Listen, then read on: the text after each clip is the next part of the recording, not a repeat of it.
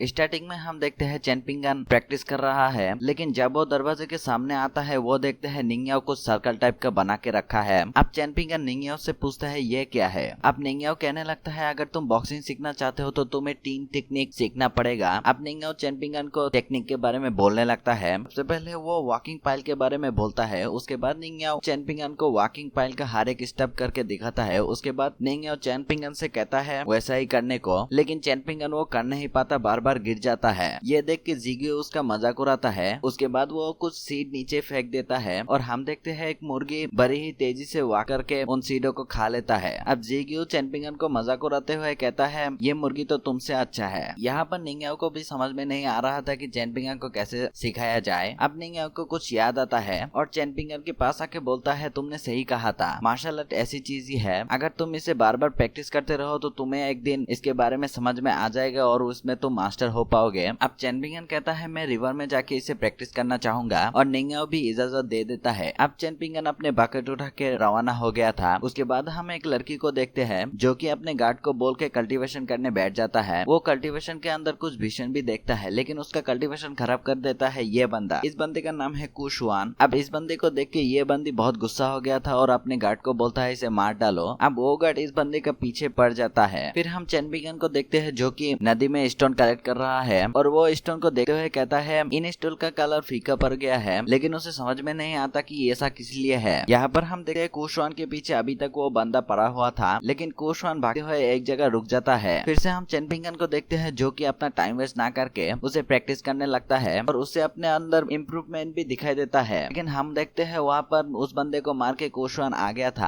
आके चैनपिंगन को परेशान करने लगता है। फिर चैनपिंगन को बोलता है तुम तो किसी बॉक्सिंग टेक्निक को परफॉर्म कर रहे थे, लेकिन मुझे लगता है तुम्हें किसी साथी का जरूरत है। ये बोल के चैनपिंगन के ऊपर अटैक कर देता है। चैनपिंगन भी उस अटैक को डॉज कर लेता है, लेकिन ये बंदा चैनपिंगन के साथ आके लड़ने लगता है। यहाँ पर बहुत देर तक फाइट चलता है। चैनपिंगन खुद को बचाने की कोशिश करता है, लेकिन अंत में वो मार ही खाता है। लेकिन लास्ट मोमेंट में चैनपिंगन को एक बंदा आके बचा लेता है। अब चैनपिंगन से वो बंदा कहने लगता है तुम्हारे अंदर तो कोई बॉक्सिंग टेक्निक भी नहीं है, लेकिन अब तक तुम कुशवान को रोक पाए, जो सच में काबिले तारीफ है। अगर तुम प्रैक्टिस करते रहे तो एक दिन तुम जरूर बहुत ताकतवर बनोगे। ये सुन के कुशवान कहने लगता है फ्यूचर के बारे में कोई कुछ नहीं बोल सकता, क्योंकि किसी को पता नहीं फ्यूचर में क्या होने वाला है। अब ये बंदा कुशवान को बहुत डांटता है, अगर तुम ऐसे ही करते रहे तो एक दिन तुम्हारा ऐसा एक एनिमी बन जाएगा जो कि एक ही पंच में तुम्हारा इमोर्टलिटी ब्रिज को ब्रेक कर देगा। लेकिन ये सब बातों से इसको कोई फर्क नहीं पड़ता और ये बोलने लगता है अगर ऐसा हुआ तो मैं अपनी किस्मत को एक्सेप्ट कर लूंगा। लेकिन तभी वहाँ पर एक छोटी सी लड़की और वो 2 लोग आ गया था और इनको देख के इस बंदे को लग रहा था कि ये लोग कुशवान को अपना डिसेबल बनाने के लिए आया है और इसकी वजह से ये बंदा कहता है कुशवान मेरा डिसेबल है। अब इस बंदे के बात सुन के ये बंदा कहने लगता है कि पावर के मामले में हम भी कम नहीं है, लेकिन वो बंदी आके इनका फाइट को रोक देता है। अब कुशवान उनको कहने लगता है कि देखो मुझे इमोर्टलिटी में ज्यादा दिलचस्प नहीं है, मुझे तो एक खतरनाक किलर बनना है। ये बात सुन के ये बंदा कहने लगता है मैं एंशियंट टाइम से बहुत ही ज्यादा ताकत और मैं एक ही अटैक में हजारों लोगों को मार सकता हूँ। अब ये बंदा कहता है तब तो मैं तुम्हारे साथ ही जाऊंगा। ये बोल के उस बंदे का साथ चला जाता है। अब ये बंदी चैनपिंगन के पास आके बोलता है तुम भी हमारे तरह ब्लेसिंग पे मानते हो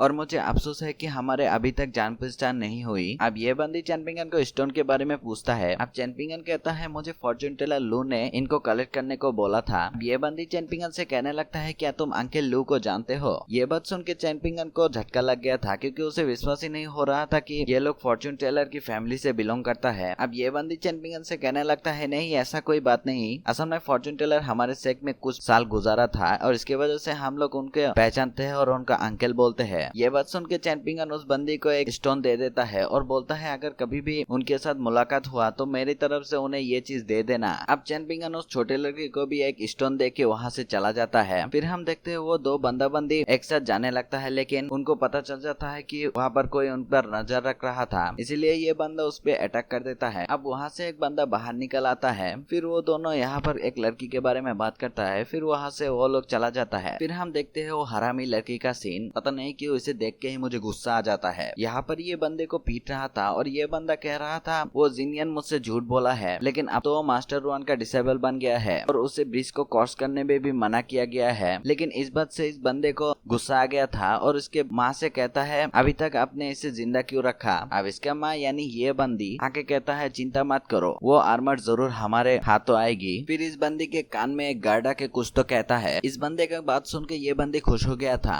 और बोलने लगा है फैन ली नियन जेनियन माउंटेन का फाउंडर और भी कुछ लोग यहाँ पर है, व्हाट ए अपॉर्चुनिटी, अब तो मजा आएगा। यहाँ पर हम देखते हैं जिनियन मास्टर रुआन के पास काम कर रहा होता है और वहाँ पर मास्टर रुआन और उसका डॉटर भोजन कर रहा था। अब इस बंदे के पास एक बंदा आके बोलता है वहाँ पर एक खूबसूरत सी लड़की तुम्हारे लिए इंतजार कर रहा है। अब लड़की नाम सुन के इस बंदे का रोंगटे खड़ा हो गया था और वो तुरंत ही काम छोड़ के वहाँ से जाने लगता है। अब ये बंदी मास्टर रुआन से कहता है आपका डिसेबल यहाँ से जा रहा है, क्या आप उसे नहीं रोकेंगे? अब मास्टर रुआन कहने लगता है मैं हर चीज को नहीं रोक सकता। अब मास्टर रुआन उस बंदी को समझाने लगता है जिनियन इस मेटल के तरह ही है, जो क्वालिटी में तो अच्छी है लेकिन इसकी तरह वीक भी है। फिर हम देखते हैं मास्टर जी को जो कि चैंपियन के लिए बहुत देर से वेट कर रहा था। अब चैंपियन को वो अपने हाथों से बनाया हुआ सील को देने लगता है लेकिन चैंपियन वो एक्सेप्ट नहीं करता। अब मास्टर जी बोलने लगता है कि मैं तुम्हें इसे फ्री में नहीं दे रहा। अब चैंपियन उसे ले लेता है। अब मास्टर जी कहने लगता है जब मेरे एकेडमी में प्रॉब्लम आएगी तब मैं चाहता हूँ कि तुम जितना हो सके उतना हेल्प करो। फिर वो दोनों एक दूसरे को ग्रीट करता है।